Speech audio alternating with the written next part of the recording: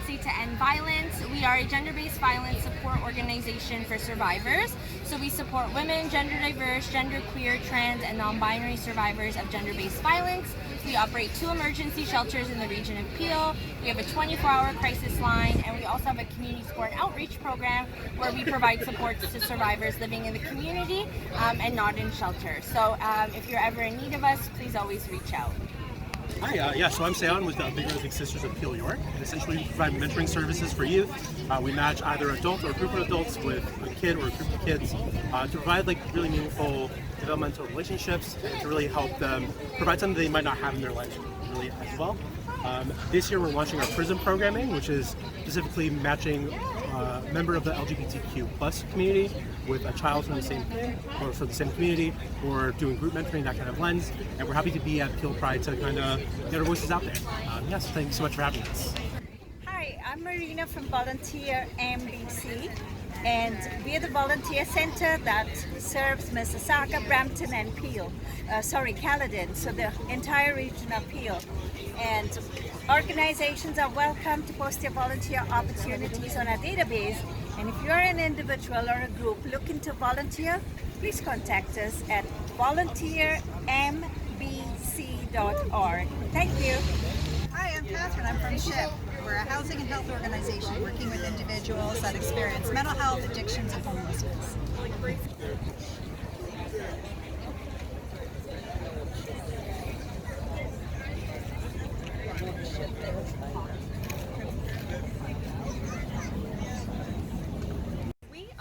Neighborhood services. So we are a wraparound organization located in both Mississauga and Brampton. So we offer services from birth all the way to old age, including child and family centers, youth programs, newcomer support, seniors, a little bit of everything. Right now we are mainly promoting our BFSP program. They offer a 2S LGBTQ plus youth program, youth drop-ins. And yeah, we have a little bit of something for everybody, so come on by.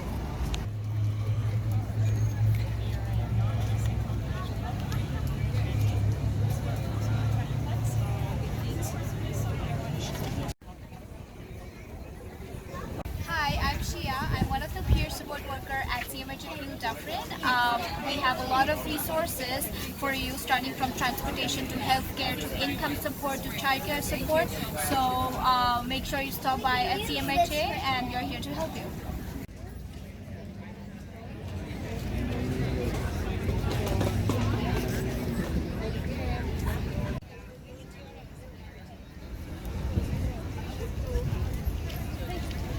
We're very happy to be here and support the community. Seva Food Bank is a food bank that supports all cultures, all backgrounds, and everybody that needs support. We work with vulnerable population, and we're honored to be a part of the event today. And we're hoping that guests and people that visit get to know about us, and they can visit us so we can be a part of their journey. So early on, it's free programs for families that have children birth up to 6 years, and there are about 28 locations in Mississauga alone. So an adult does have to stay with the child. They can come in for some great programs. The children are learning while they play. Hi, I'm here from Moyo Health and Community Services. We're an organization that serves Mississauga, Brampton, and Caledon. Our office is in Brampton. We are an organization that supports people who are living with HIV and people who might be at risk of HIV. So we have lots of programming, including queer programming, sexual health education, harm reduction services, and of course support for people who are living with HIV, including case management and care navigation. Check us out at www.moyohcs.ca if you want to learn more information. Hi, my name's Amelia Smith. I'm a queer and trans historian and museum professional, and I've come here today with a whole bunch of materials on queer and trans history. So I have worked across the country, across Canada, at various institutions, such as the Transgender Archives, which is the world's largest collection of transgender materials. And this is just a smattering of my personal library of queer and trans history. There's lots of great pieces of history, pieces of the past. that just prove that trans queer people have always existed, that by knowing that we have a past, we can say that we have a present. And if we have a present, then we can say we have a future. And at a time when queer and trans rights are under attack more so than ever before, that is such a powerful thing to have. Because having a trans future means we can exist in the future. And that's kind of what I try to do, what I try to share with people. And these are just some selection of books that I find useful from all over the world. Some zines of the Chevalier Dion, which was put on by, it was created by content creator Gossip Girl with the Royal Armouries in Leeds, UK. Some books published by the Canadian Lesbian and Gay Archives, nowadays the Archives. This one specifically being about Jim Egan, who was Canada's first gay activist. He started writing into newspapers back in the 40s and 50s under his own name, which was an incredible thing at the time. There is a Heritage Minute about him if you want to learn more. And one of Canada's premier trans activists, Rupert Raj. This is his autobiography, which came out a number of years ago. He's been a trans activist since the early 1970s, and still to this day he connects with people and shares his network, and is a fabulous guy. And that's just a few of the things that I've got here. I'll show these off. So these come from the Erickson Educational Foundation. Reed Erickson was a trans man and a millionaire in the 1960s. And he was able to use his wealth to fund basically anything and everything that was researching trans people. And this included the Harry Benjamin International Gender Dysphoria Association, which is nowadays known as WPATH. A trans man funded WPATH. It's because of a trans man that we have transgender medicine today. And that is just something that not as many people know about, but should be more known.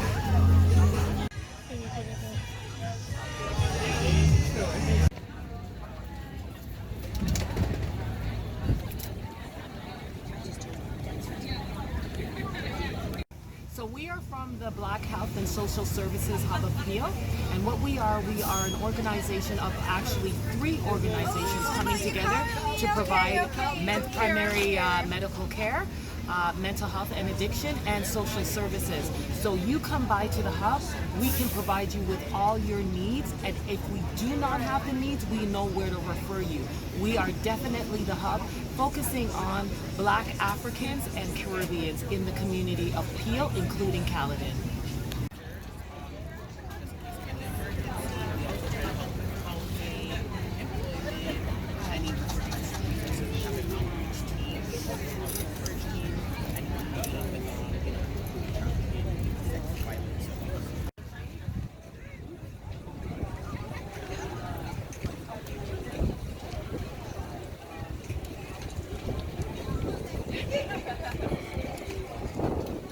And I will be hosting today with my very, very special guest and co-host. I love her so much. The one and only. Here, girl, introduce yourself. Hi, everybody. My name is Anushala, but you guys can call me Anush. Can you guys say Anush? Anush. There we go. There we go. I am the one and only Armenian princess. Yes, that explains all the body hair. I grew it myself. Thank you so much. And we are so excited to be here. We're sharing one mic. 2 girls, 1 mic. Yeah. We're gonna make it work. We're gonna make it work. We pushed through some tech issues. We got DJ Bobby J here. Make some noise for him. Queen McPhee, are you there? Is that you? Come over here, baby. Come over here. I found Queen McPhee. Hey! Go over there, gorgeous. All right.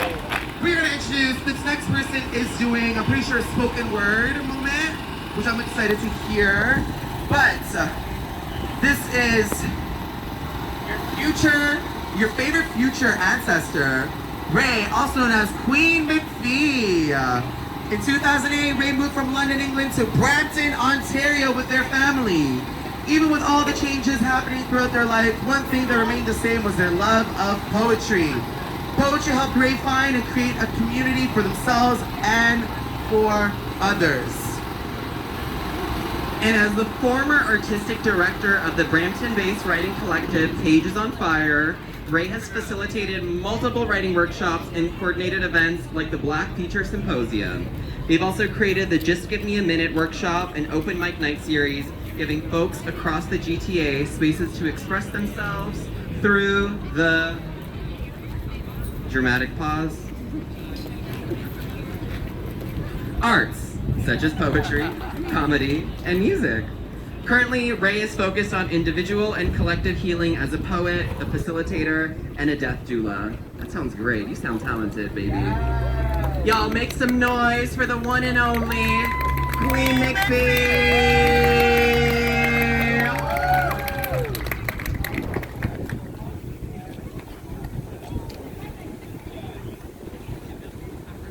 Hi everyone. How's everyone doing? I'm glad. Thank you so much. Normally I like to have a mic stand because my hands shake a little bit, so please just give me some grace with that. The first poem I'd like to, yes. One, I'm from Brampton, thank you. And I'm really thankful to be here. And I'd like to acknowledge those before me, everyone's hard work, and the collective energy it took to get to this moment right now, so thank you so much. I would like to share about 4 poems, if that's all right. The first one is called I Return to Me. I return to me. Private mirrors felt broken. I could no longer see myself. I felt lost. I could not recognize who I saw. I saw my mother. In my mother, I saw my grandmother. Well, where was I? My hands were mine. My feet were mine. My intuition, mine. The grief I felt in my chest, mine. But with every new dawn, new day, I hoped that I would come back, knowing that a new me would have to emerge instead. So I danced. I cried. I spoke to my ancestors, not knowing if they could hear me. I hoped they understood my tears. I tended to a garden outside of myself and learned about patience and self-compassion. Gratitude became my best friend. When the loneliness was so loud and the rage could not be silenced, I started my own fire. I held my layers. I held the layers of me and kissed each one. Became the parent I needed. Became the doula to help birth my present self, and became the death doula to assist every rebirth. I return to me every day. When I'm scared, when I'm angry, when I'm tired, when I'm happy, when I'm excited, I return to me. Thank you. So the second one is a poem that I wrote to my younger self, and I hope you like it. Okay, let's go. To my younger self, Nakupenda. May you know that the rage within you is valid, that the fire burns within you also burns within me. We wear the fire on our chest as a symbol of pride. Release over repress. We learn to release. We create spaces where we can be ourselves, alone and with company. The love, the pain, especially the pain, the salt-stained cheeks, may the rains of sadness have their season. I promise you, there will be many seasons of joy. Let the sea of anger be cleansing to your soul. Do not drown when you know how to swim. If all you can do right now is exist, then exist. I see us floating, dreaming, living, thriving, dreaming big, then bigger. Our higher self dreams biggest. I ask you to unchain your heart. For yourself, let love in. Let love Hold your shame and kiss your wounds, for you are loved and you are lovable. I will always love you. You may feel fragile, but you do not break in the ways that you think you will break. Breaking bad habits, breaking generational cycles. With each rebirth, you will grow. We shine brighter, brighter than you could ever imagine. In spaces where silence is golden, your voice is 24-karat gold. Vulnerability will be your greatest strength. Your truth is a double-edged sword. To celebrate and condemn, we carry the tools of our liberation within us.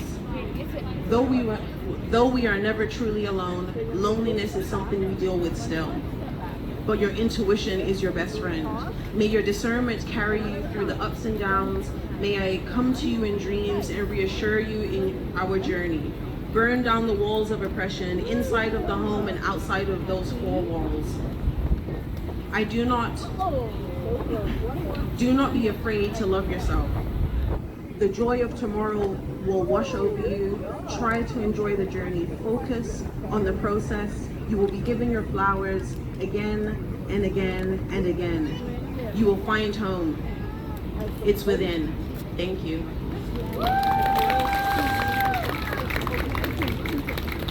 Hey, this is the third one. I wrote this yesterday, so it's a work in progress. It's called What My Garden Has Taught Me, Part 1. Thank you for everything you have taught me so far. I have learned I am a plant. I need sun and water and food and support and community. Deep roots to withstand every season. Even in the darkness, I am transforming beautifully. A work in progress and a masterpiece. Worthy of love and care, deserving of rest and softness. I love the color green. Its beauty is almost indescribable to me. The hunter, the sage, the basil, dark and lime. I love the color, the vibrancy. Colors so bright, my mouth waters. I can taste them. I can close my eyes and I can smell you before I touch you. What a blessing I get to experience in this lifetime. My garden has taught me to take risks again. Fearing the unknown, yet still going forward. Trying something new, listening to my elders, listening to nature. You have taught me patience and self-compassion. You remind me of consent daily. You deserve to be asked before fruit is picked. You make it clear when you are ready. You have called me in and held space for me in my confusion and lack of knowing, rage and sadness and joy. Gardening has taught me that letting go can make path for something new. It creates space. It allows me to close one chapter and start a new one, which doesn't mean I have forgotten, but it means I have learned enough to move on. Gentleness is welcomed in every stage. I am beautiful even without my petals, and the seasons I bear no fruit. Every moment deserves to be celebrated. We deserve to be thanked and to be sung to. We are all deserving of the time to grow at our own pace. I am an extension of you and you are an extension of me. I love our relationship. I'm constantly learning from you and with you, and I love that. If I spoke to myself the way I spoke to my flowers, if I loved myself the way I love my garden, the love would be unconditional. I am deserving of unconditional love too. Thank you for teaching me. Thank you.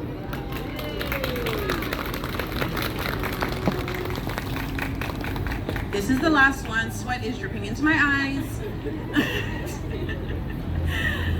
This one I wrote a long time ago, and I think I try and bring it back into the space because I feel like it grounds me in a way that just is nourishing to my soul. And I want to say thank you to Jordan. So thank you, Jordan. The poem is called One Day I Will Write Another Great Poem. One day I will write another great poem. My right hand will once again receive the words straight from my soul. My deep, dark, fiery, passionate, vulnerable, sensual, mind-blowing, heartbreaking, thigh-shaking soul. This soul of mine has begun to break and shatter the invisible glass barriers put before me by others, but mainly by myself, subconsciously, maybe. Layer by layer, never quite knowing if it was ever intentionally, accidentally on purpose, shielding my vulnerability. Because I was afraid of getting hurt again, rejected again, left feeling alone again. What if I didn't like me? What if they didn't like me? What if no one ever loved me? So I created stories about who I thought I should be, and one day those stories became true. I was afraid. I am no longer ashamed to say it. I was afraid. Every lie that I created that became the truth was my own doing. I can't change my past, but I can definitely guide my destiny. I love me and I am lovable. I deserve to be loved. I have the right to make decisions for my own life. I have the right to be wrong. I have the right to be vulnerable. I have the right to express how I feel. These words, one day my ovaries will scream them. My veins will bleed them. My children will know, recite, and breathe them. I have the right to be me. I am unique and I am free. One day I will write another great poem. Not with my mind, but with my soul, the voice within. One day I will write another great poem. One day was just now. Thank you. Keep doing that, whatever that looks like to you, whatever that means to you. Keep living your authentic life. That's my advice for the day.